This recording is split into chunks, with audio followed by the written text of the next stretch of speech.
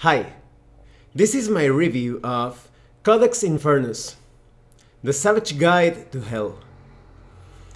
Codex Infernus is a sourcebook, a gazetteer, and a toolkit that will allow you to play Savage Worlds and customize your campaign setting so that it deals with all things demonic and hellish. And as I mentioned, this is a gazetteer, so it comes with its own campaign setting in case you don't have ideas on how to carry out such a game world. However, even if you don't play Savage Worlds, this book is certainly worth a look in my opinion, as many of the things can be applied to many other RPG systems. Now, let's talk about the quality of the PDF. The quality is good.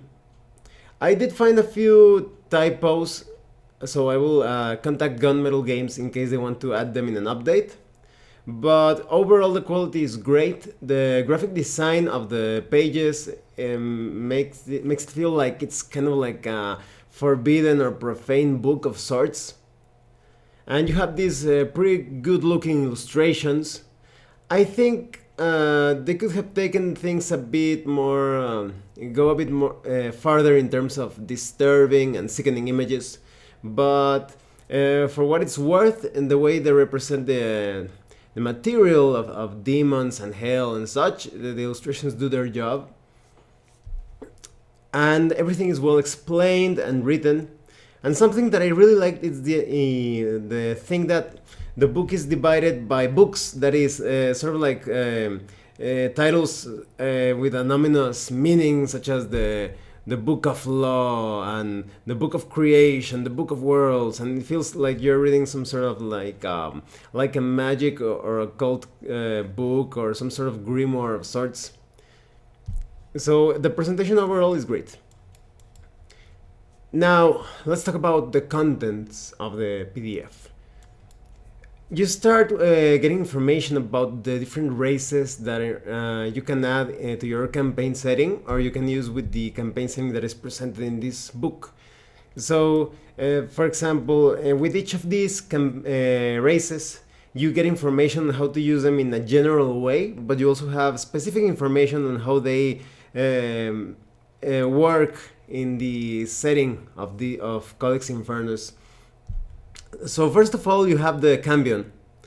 And the Cambion is based on that being that appears in the Malleus Maleficarum, the Hammer of Witches. You know that Inquisitor's Handbook that was published in 1486 by Kramer and Sprenger and was used to kill thousands of people. And the Cambion is basically a sort of like a half human, half demon hybrid. An offspring that was produced from the unholy union of a human and an incubus or a succubus.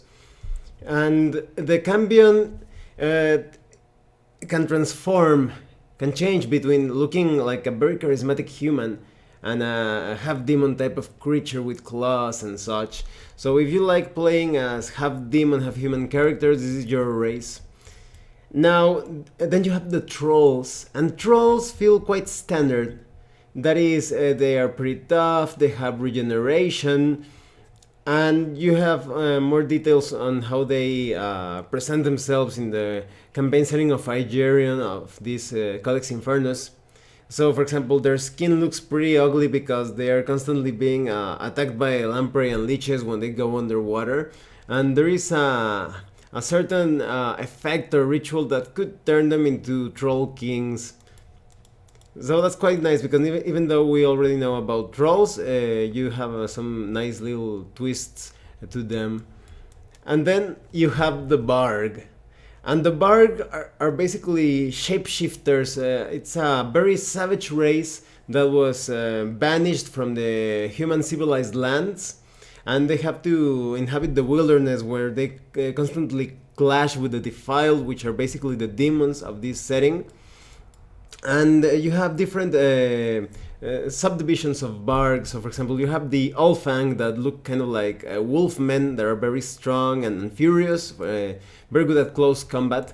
And then you have the Terok, and the Terok are basically crowmen that are quite cruel, but at the same time they are very skilled at wielding magic. And then you have the Riva, And the Riva are basically like ratmen, hard to hit and nimble and agile. So they're very good for thief type of characters. And those are basically the races that are presented in Codex Infernus, and you have information on how to use them with the campaign setting and how to use them in other settings, even in science fiction settings. So that's quite handy. You have some character archetypes. Most of them are pretty self-explanatory and are useful to have in any sort of setting. So, for example, you have knight errant, highwayman. You have some others like the shadowy manipulator, which is basically like an evil advisor or vizier that manipulates leaders. And you have some other archetypes that are more appropriate for a modern type of campaign or science fiction campaign, such as the corrupt cop, the private detective, biker, and such. There's even the luchador. Although here it's a bit of an error because it says luchadors. If you want to sound more authentic, you say luchadores. Sounds more Mexican. And then you have the some new skills, and well, just one. This is basically a knowledge skill of demonology, and you have some new edges and hindrances. The new hindrances are callous, combat shock, and devil's mark. Now, when it comes to marks in the Codex Infernus, there is basically a way to measure your character's corruption, because through pacts and different sorts of taint, your character becomes more and more corrupted. You have some new background edges, such as Netherguard, Acolyte, all of those things that sound a bit too specialized have to do with the campaign setting of Codex Infernus. You have the Netherguard Sentinel, and you have Shadow Touched edges. Now, Shadow Touch is basically part of that demonic taint. In a way, it represents a certain advantage. You may use different things that only Shadow Touched creatures can employ. Some of the powers are pretty cool, but you're always risking corruption and damnation when you indulge too much in those corrupt evil powers. So, for example, you have powers such as Defile Ground, which is basically a way to deal damage through a sort of aura. You have other powers such as Infernal Grasp, a Hell Beast, that is, you can summon a Hell Beast that's or empower a creature, sort of like a minion of sorts, and that's pretty cool if you like to have like a demonic pet. And you have Devil's Touch. You have many different types of edges that give you that demonic feel or flavor to your character. Living Armor, Mask the Moth, etc. It's actually a good variety of edges. And you have a new power, so you can further customize your character, which is Open Portal. And this is quite handy because for any setting, well, it's basically a way to move through different places. But in the campaign setting presented in Codex Infernus, it's basically a way to go to hell, literally.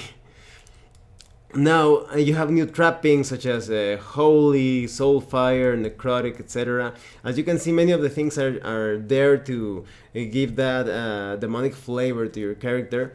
And then you have the Book of Making, and it talks all about the power of faith, about angelic and demonic weapons, and you see how to use blessings without being a magic user. So that's quite nice. And when it comes to the angelic weapons, they can usually only be used by characters with a high level of purity, of goodness. And demonic weapons can be used by anyone, but they tend to corrupt your character. And you can create pretty much any sort of weapon, item, relic that you have seen in fiction or non-fiction, and you can convert it into Savage Worlds weapon or item. And then you have the Book of Law, and you have all the information on corruption, on how your character becomes more and more evil as he starts tapping into his nature. Now, something that is has a very strong character in this book is that it feels like every living being is both good and evil, and the demons bring out the worst in us. So That's the way the Codex Infernus handles many of the things related to corruption and possession and such. And you have explanation on different sorts of temptation and how you attract the attention of demons because they're always looking to corrupt heroes. And you have some things when you are corrupted that you can use to your advantage, but every time you use them, you get more and more corrupted until you're finally damned. Now, for example, you have Devil's Luck, which is basically a Benny that you can use in addition to your other Bennies, but if you use it, you will gain a corruption mark. And then you have Shoulder Devil, and that's pretty thematic, like that little devil that suddenly appears and starts saying, like, do it, And you get a wild eye in your actions, but again, if you use that wild eye, you will gain corruption. And you have some ways in which you can achieve redemption, atonement, in case you want to rid yourself from all of that corruption. And you have details on demonic pacts, but these are pretty serious, and they're basically ways in which you can achieve almost anything that you want in the game. But of course, for the price of your soul, your character will eventually die and become trapped by the demon. And there is no way out of it, so they kind of want to make sure that you understand that the pact, demonic pact, is not like any other thing. So for those characters that are just thinking on how to gain a lot of power, in the long run, their characters will suffer for it. And you have details on when you are negotiating with a devil who has the advantage if you really need something given by a pact, or if you just desire it. There are different ways of to negotiate that. You even have a table with the different pact results and all sorts of effects related to those pacts and death, and what happens if you kill a demon before the pact expires and such, or takes effect.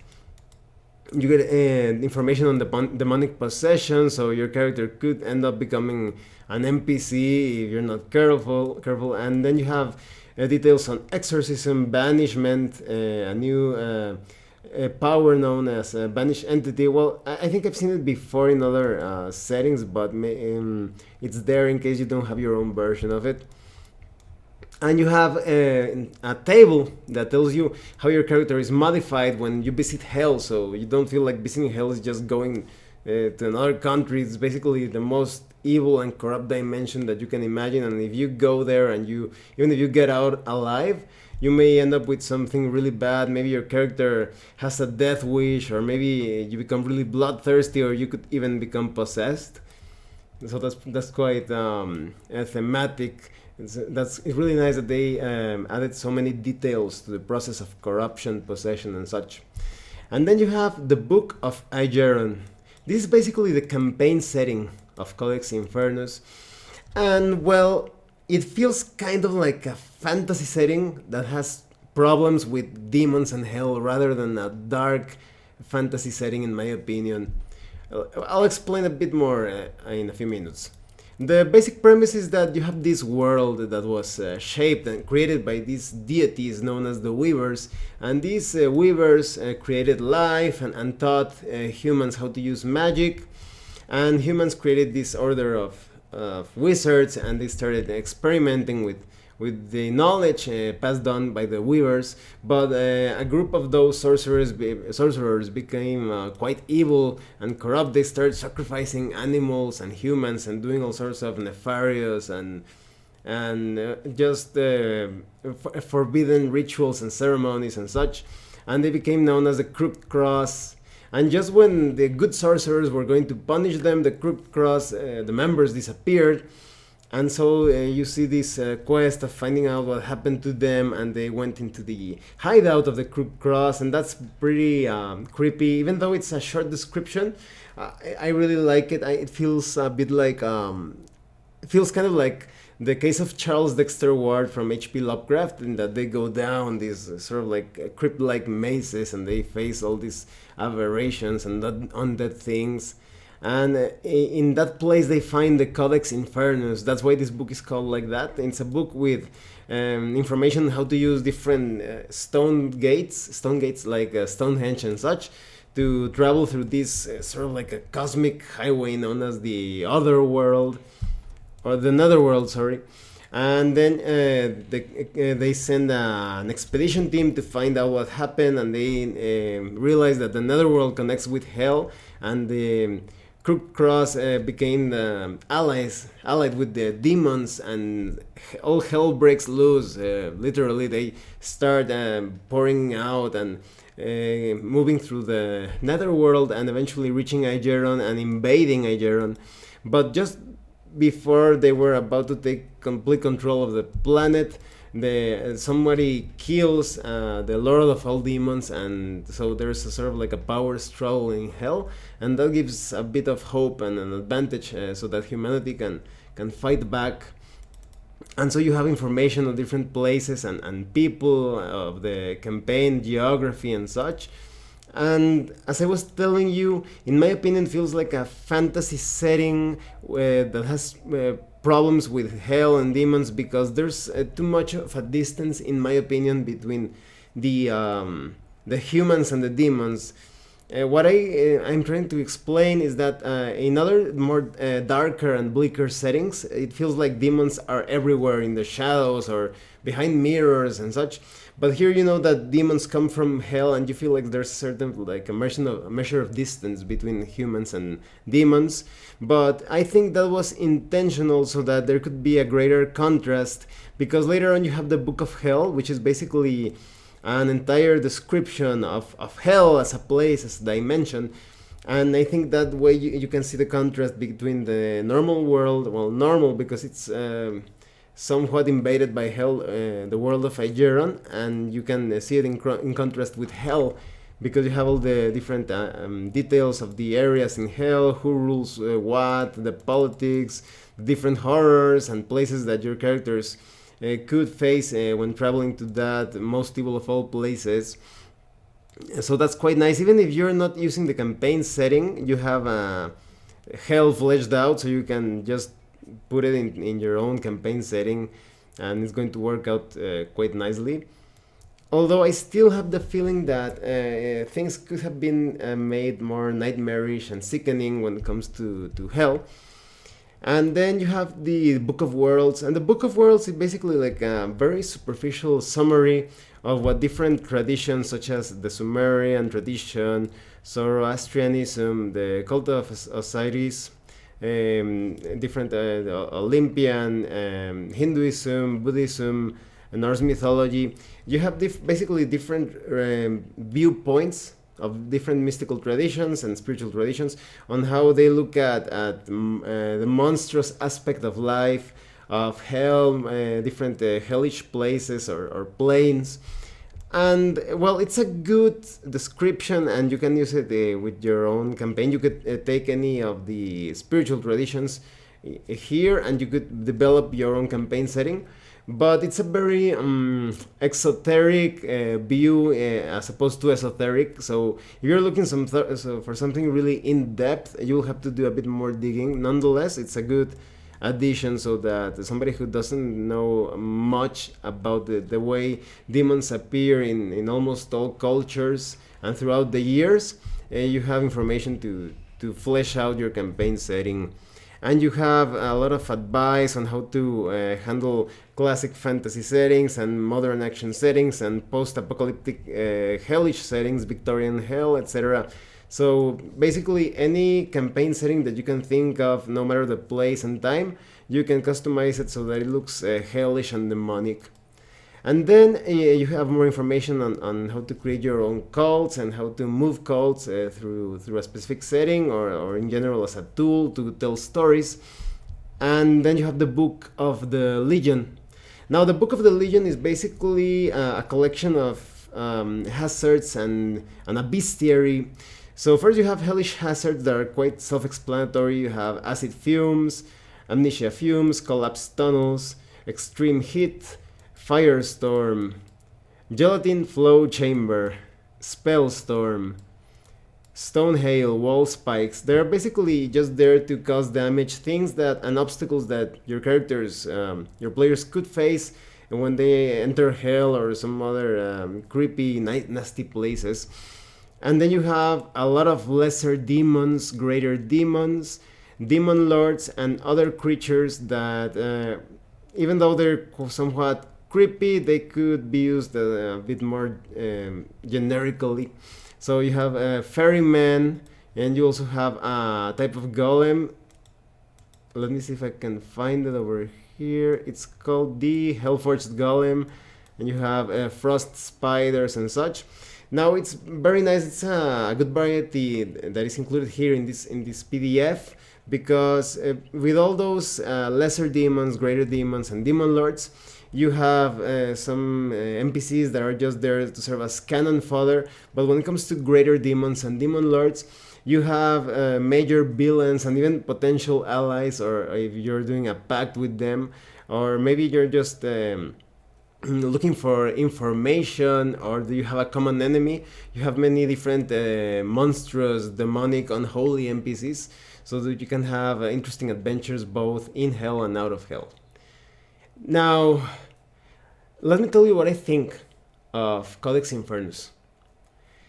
I think this is one of the most adaptable source books concerning all things hellish and demonic, because even though it's for Savage Worlds, there's a lot of good stuff here that is going to be quite easy to adapt to any other RPG system. So you definitely need to get this if you want to have a demonic campaign, and you can play any type of game world that you want with information here. So for example, maybe you want to play Diablo, you have information here for that, or maybe you want to play Hexen or Heretic or Doom or Demon Souls, Dark Souls, Bloodborne. You have all the tools that you need here. And the campaign setting, even though that I was telling you that feels more like fantasy rather than dark fantasy, this campaign setting is going to be supported and developed, so it's going to be quite interesting to see how things end up. And so, Codex Infernus, The Savage Guide to Hell, I recommend it. If you like hellish adventures, get this one. Well, thanks for watching my review. If you have any comments or questions, please let me know. See you later.